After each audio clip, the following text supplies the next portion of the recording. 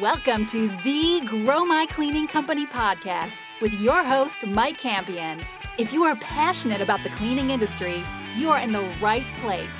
Love what you hear? Spread the word and tell the cleaning world this is the place to be. Want more? Check out www.growmycleaningcompany.com for free online video trainings, free ebook downloads, free blog posts, and of course, all the podcast episodes. Everything you need to grow your cleaning company is at www.growmycleaningcompany.com. And now, on with the show. Welcome to the Grow My Cleaning Company podcast, the place for everything you need to know to grow your cleaning company. If you love the show, and I know you do, be a pal, tell a friend, I'll owe you a hug. Today, we are chatting with Cindy from Maid to Clean. In 1996, Cinderella made good on her name, and her real name is Cinderella, folks. I haven't checked her driver's license, but I've got on good authority. That's her God-given Christian name.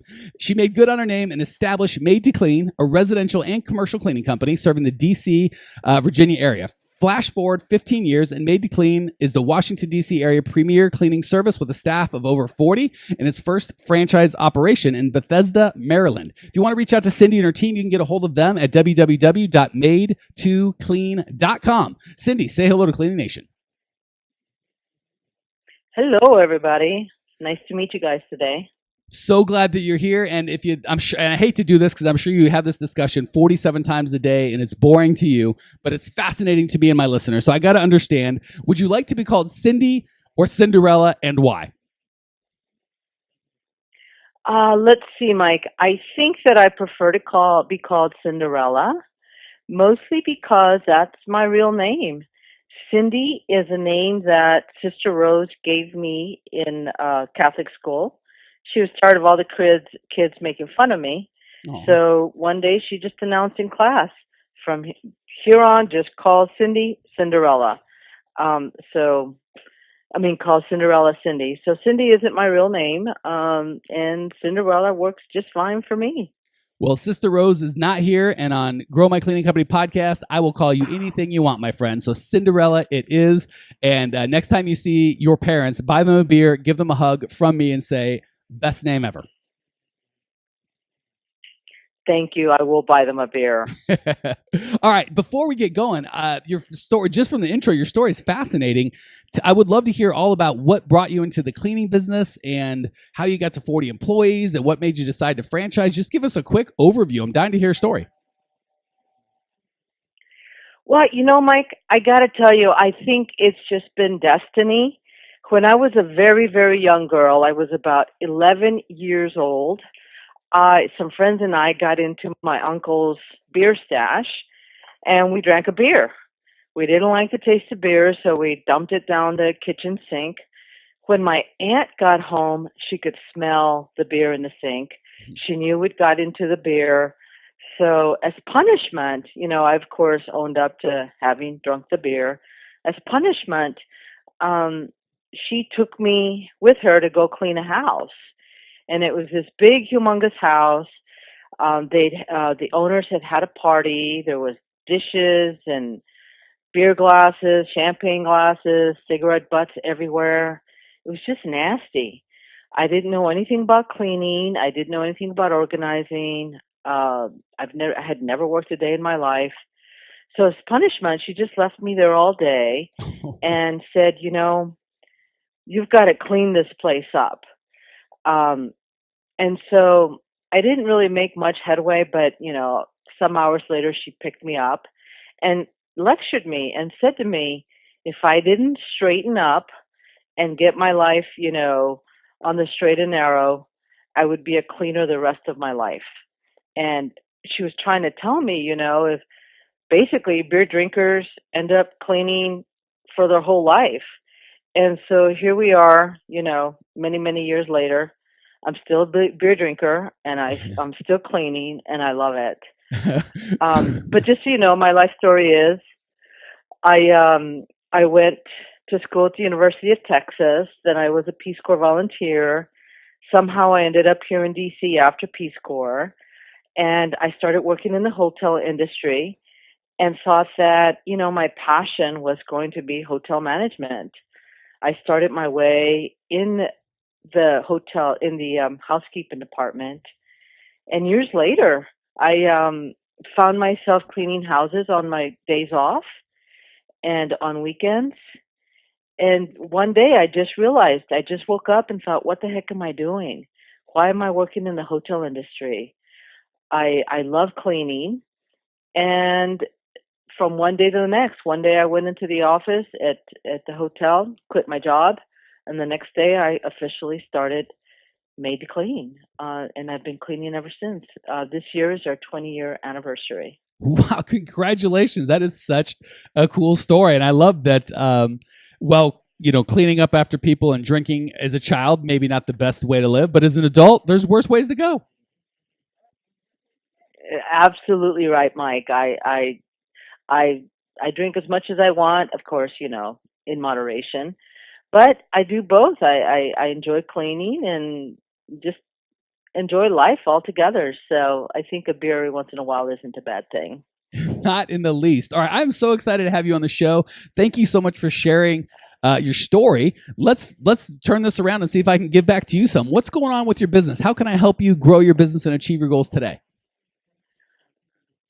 Okay, Mike. Well, as I told you, I've been in business for 20 years. When I started, it was just myself. I would clean and answer the phones. And as I started to grow and got staff, I was in the office 100% of the time. I built my business through referrals and talking to clients on the phone. Potential new clients would call, and I would find myself spending anywhere from 30 minutes to 45 minutes talking to a client, making sure that we were a good fit. In the last, 6, 7, 8 years, I've noticed that that's changed. Clients rarely call anymore. They communicate with us via email. We find ourselves trading voicemails a lot. And at the end of the day, our new clients, we haven't talked to them on the phone. It's all been email exchange. So the other thing that's come up is my website is about 5 years old. I know that it's time to give it an upgrade, give it a good facelift. And so I want to do my website so that clients want to call us. And if they don't have time to call us, when they go on our website, they get a good feel for who we are. I want clients to see that we're a real company, that we're not a virtual cleaning company. We don't work like on the Uber platform. We're real. We've been there for 20 years.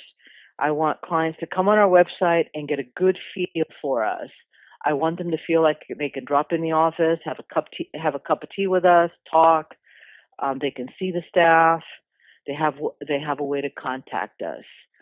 I guess what I'm trying to say is I want a website that gives people the feeling that they've had a long conversation with us on the phone, because I do see that environment has changed. People no longer have time to get on the phone. They want to go on their phone, set up an appointment, pay for service, and next thing you know, we've showed up, which is nice. It's nice to have the business, but I still want there to be a connection between the cleaning, the client, and ourselves. That's what I'd like, Mike. Fantastic. I'm chomping at the bit to start jumping in, because this is such a good topic, and I know that Cleaning Nation. I get this a lot in my coaching life, so I know Cleaning Nation is interested in this. So a couple things I like to work kind of foundationally and conceptually first, and then move towards tactically. So let me lay a little bit of a foundation conceptually, and then we'll move right into tactical. First of all, I just love that you're so perceptive and get the fact that, hey, the landscape is changing. That's super important as businesses. A lot of times what worked 5 or 10 years ago is not going to work today. And when you've been in business 20 years, it's I don't want to say it's hard, but you have to be a little more intentional about innovating and keeping up, and not just saying what worked in 1998 is going to work in 2008 and is going to work in 2018. So congratulations on that. The second thing is I want to encourage you that I love our business. I love our industry. And I got to say, the fact that people don't even have time to have a phone conversation bodes very well for those of us who are in the saving you time for dollars industry. So if they don't have time for a 20-minute conversation, they certainly don't have time to take an hour or two to clean their house. So I think from a conceptual, foundational shift, that bodes really well for what we do. And like you said, it can't be outsourced, right? There may be someone in the Philippines willing to clean my house for $1 an hour, but I got to somehow work a $1,500 plane ticket and a $10,000 visa out to make that happen. So in this industry, the shortness of time is really a bonus, and the fact that they can't outsource it. We need real human Americans in our homes to do that job. I think that's all good. Is that so far so good? Yes, sir. You're right on point, Mike. Cool. All right. Well, let's move on then. So the next thing I would do is, and first of all, I love that you get the value of, hey, I'm just going to spend 20 minutes of my time or half hour of my time and hopefully be inquisitive and have a conversation, not how many toilets you have, how many square feet, what kind of frequency, just what do you do? Are you married? Tell me about your life. And I'm assuming just from our quick conversation, Cinderella, that's the conversations that you're having with them, which is great. And that's really how most owners start their company, from that 0 to $500,000 to $1 million, depending on the industry, with just that I'm a human being talking to other human beings. I do the selling. I'm what's compelling, and that's how we build the business, and it works really well to a level, but it's very hard to take it to the next level. So irrespective of the kind of shift in people not wanting to be on the phone and want to do things more electronically, that shift is going to happen either way. If you want to break that 7-figure barrier, generally that's going to have to happen where you decentralize every account and new account comes through me and I have a long conversation to, man, we have to have a system to get these people on board. So the good news is, if your desire is to grow your company, certainly to a 7-figure, multi-million-dollar affair, you selling personally is going to have to be transitioned out anyway. So the fact that the market wants this thing of a more systematized sales process, and your business, if it wants to grow, wants that thing, that's actually a good thing. So the thing I like about that is, you or your best salesperson, if you have one, sometimes have good days, sometimes have bad days. Sometimes you got personal issues, sometimes you don't. Sometimes you're feeling friendly, sometimes you aren't. Sometimes you're going to deliver and have a conversation the perfect way, sometimes you're not. The beautiful thing about the written word, i.e. videos or audio like what we're doing here, or of course sales copy or the written word on your website, is you can make it perfect. You can find out exactly the right words to say to communicate that message. So I love that you want people to know who you are. You want them to feel like they know you. You want them to build this connection and this bond. That's good. The desire and understanding that, hey, I don't want to just be this, here's $50, clean my house and get out of my hair. That's not the relationship you want.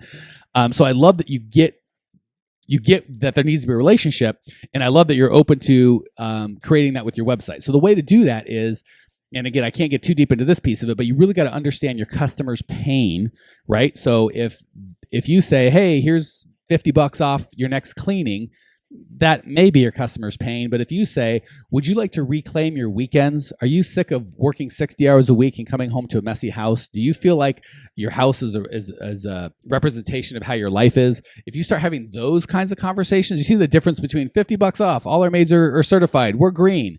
None of that's particularly interesting to the harried housewife that is married to a guy that works real hard and she works real hard, and they got 3 kids and they want to come home and just have food ready and enjoy their family and have a nice environment, but they can't because the house is a mess and they feel like, I don't even want to come home because it's so disgusting. That conversation is going to be so much more compelling. And the good thing is, you can get specific word tracks. And this is how I get my best stuff for my customers is, you guys tell me, you say stuff like, I just feel overwhelmed, or I feel like, I take a step forward or 2 steps back, but I listen to my customer. So the best way to do that is to really create a system on your website. So you're using words that your customers use, and they're emotionally charged words, not words like I always talk about the IU count, right? A lot of websites are, we do this, we've been in business since, we. Nobody cares about you. They only care about themselves. So the first easiest thing to do today is go through your website, take out all the we's and change them to you's. Figure out a way to, instead of saying, we're green certified, to say, you want a house that smells good and is healthy for your kids. Do you see how you're saying the same thing, but one is very interesting to the reader and one is not at all interesting to the reader? I totally get it, Mike. I hadn't thought about it that way, so thank you. Yeah, that's perfect. So I love that. So you've got the right concept. You're saying, I want to build a connection. I want to build a relationship. I just want to encourage you, and we can't get into all the hows now, but I'll just give you some hints, some tidbits. The way that you do that is you use your words to address what your customer's pain is, where they're at in life, and what they want to do, not what's important to you. And use video. I love video. It's cheap now. You can do it on your iPhone. You can put it on YouTube. You can literally get videos on your website for nothing. It used to be thousands and thousands of dollars, and that's a great way. You've got a great personality, Cinderella. So just if you want people to know that you're a real place, take a 5 or 10 minute video of you just walking through your office. And again, if you want, you can pay a videographer. You can go on Craigslist, get one for a couple $100 or spend a couple thousand if you want a legit operation. But you just do a tour of your office and really get, and as you're walking, be like, oh, hey, here, this is Joanna. She's our operations manager. And she does this. Hey, Joanna, talk to, and then here's Susie. She's one of our actual technicians. And this is John. He does our books. And walk through the office and introduce them. And that 2 or 3 minute video on the front page of your website is going to do a really good job of communicating who you are. So I guess the encouragement I want to give you is this is a systematizable effort. Instead of thinking, crap, the only way I can do it is have this long drawn out conversation, which is a very effective way, but it's not scalable. You can only have so many of those conversations a day, and you've got other parts of your business that you need to run. What is scalable is creating that conversation, finding out the exact talking points that are going to interest your customers, knowing what their questions are and answering them in a way that's compelling before they ask them. Put it all down on one single website through video, through audio, and through the written word and through pictures. And you just know that everybody goes to that website is going to have the same result, and you can send 1,000 people to that website in a day, whereas you can't personally have 1,000 conversations in a day. So I just want to encourage you to shift your mindset from, I've got to go from the superior way of having conversations to this inferior way of the website. I would agree it's going to be very hard to make your website better than personal conversation, but look at the positives. The website's never going to have a bad day. Once you put up the words in the video, those exact words in video are going to be up whether you're sleeping, whether you're awake, whether you're having a bad day and not feeling like talking to a customer or you are. And it's far more scalable. You can only have so many personal conversations in a day. Your website can serve up as many visitors as you can bring it. So is that an encouragement of, hey, maybe this isn't a negative thing. This is actually a positive thing that I want to do even if my customers weren't going this direction. This is the direction I really want them to go. Well, Mike, everything you've shared it all makes sense.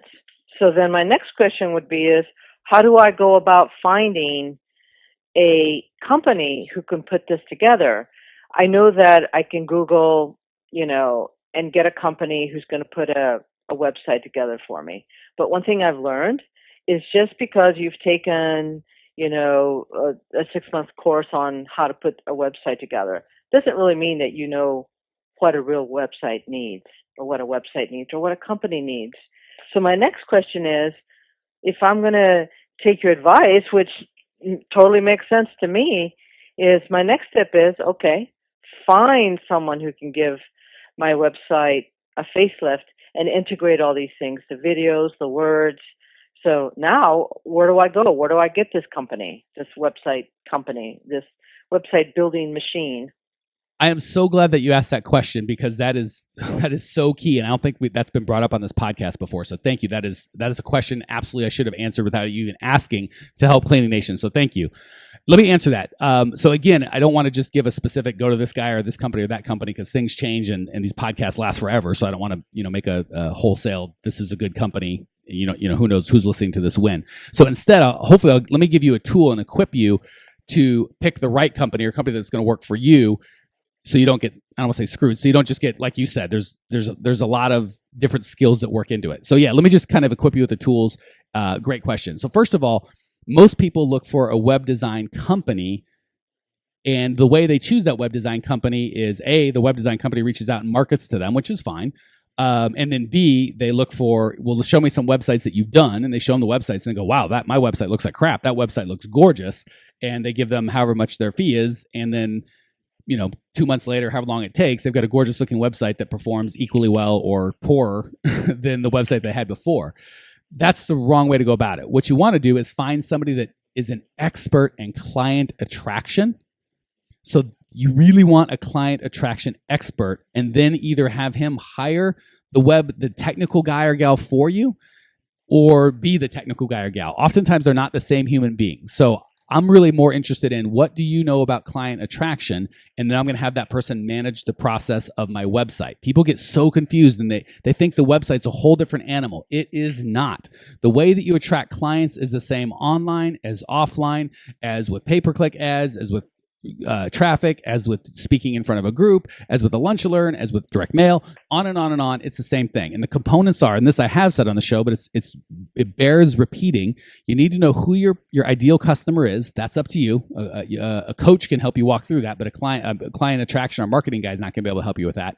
So who your ideal client is, what they're interested in, what their pains and passions are, what makes them excited, what fires them up about life, and what do they absolutely want to get rid of and would pay anything to get rid of in their life. That's your job, and you can have, again, a coach help you, but that's really your job to extract that. You take that raw data to a client attraction person, and he or she or they, if it's a company, can help you say, all right, now that we've got the right person, and we know their pain, now we can figure out where they hang out. What's the right media? Do they read magazines? Do they go online? Do they look at billboards? Should we mail directly to them? Should we invite them to a group in person? There's so many things that you can do, but and people ask me all the time, what's the best way to spend my marketing dollars? And they get frustrated because I answer with, I don't know. Who's your customer? What do they want? Where do they go? So the key is, whether it's online or offline, website or otherwise, know who your customer is, know what their pain is, and then take painstaking time to craft a message that's going to be compelling to them. So if your message sucks and your website's amazing, I can't help you. I'm excellent at client attraction. I know how to do that. But I wouldn't even help you if we couldn't get the message together. We'd spend 80% of our time on the message, 20% of the time on, should we have a happy lady with a sponge in her hand, or a happy family standing in front of their clean house, or my logo? None of that matters. We want to talk about what is going to compel the person. So long story short, to answer your question, find somebody that's a marketing person, that's a client attraction specialist. Don't say show me websites that you've done that are pretty or ugly in your mind, because that really makes no difference. Say, show me some websites have you done, and what kind of ROI are they getting? How many leads per month? How many of those leads are converting into bids? Are they getting paid traffic? How's that working? So I don't care if you just have a white website with black letters that say, call this number now, and it won't. But if that worked, I would take that 10 times over a beautiful site that looks amazing. So the two keys you have to do when you're looking for a contractor to help you with their website is, one, they should be a marketing person that has access or ability to do website, not the reverse. That's what everyone hires. They don't work.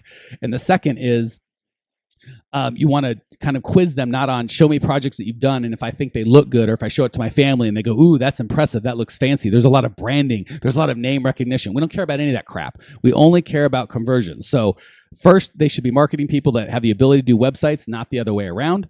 Second, you want to not judge their previous work or their references, or where you check out other work that they've done. You're not judging it based on if you like it or your family likes it or think it looks sexy. You're judging it based on what kind of results were they getting before you, and what kind of results are they getting now. And sometimes the uglier website is going to perform better. So you got to get that out of your head. A lot of people are like, oh, that looks ugly, we can't have that for our site. Well, how much, if your customers are responding, it's working. Does that make sense? Yes, totally makes sense, Mike. Yes. Okay. All right, we are already way over time, but there's one more component I would be cheating you if I didn't hit you with. So I'm going to give you one more thing, then we're going to hit the lightning round. Don't fall for the trap that everyone else falls for, which is you want a consultation or a phone call. So your call to action, and generally the only call to action, is call now for a free consultation.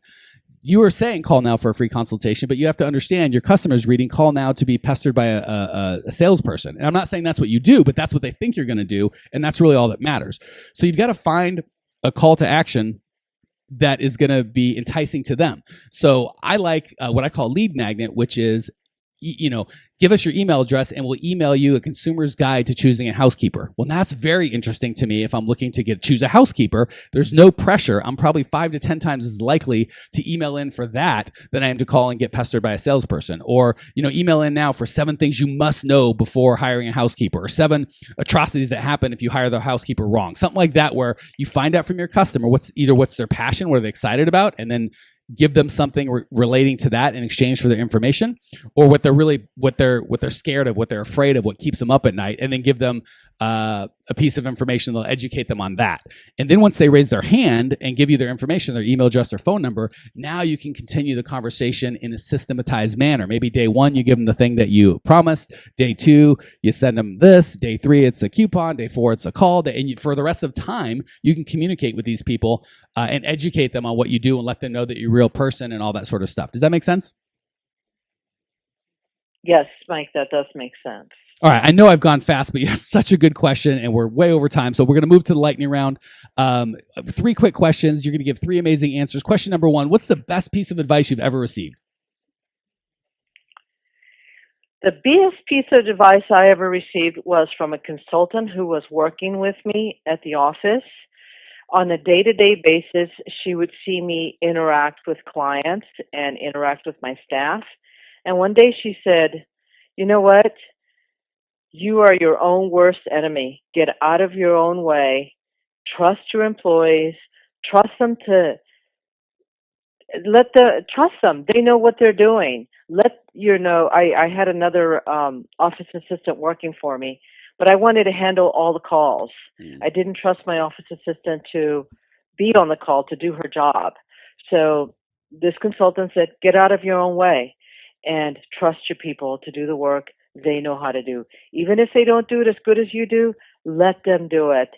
They need time and experience to get as good as you are. So that was the best piece of advice I ever received. I don't know what you paid that consultant, but you should have given him a tip. That is genius advice. I couldn't agree more. Question 2, what's the biggest mistake you've made in the cleaning business to maybe save Cleaning Nation from making the same mistake? Wow. The biggest mistake is that I've made a lot of mistakes. But I would say the biggest mistake was to fire an employee for something that was a pretty big offense, but I fired her on the spot. I think that I should have given her, given her 5 days off without pay or something and had a chance to cool off. The effect that had on my team was, wow, if we make a mistake, the boss is going to come and fire us right then and there. So that was a big mistake. I learned from it.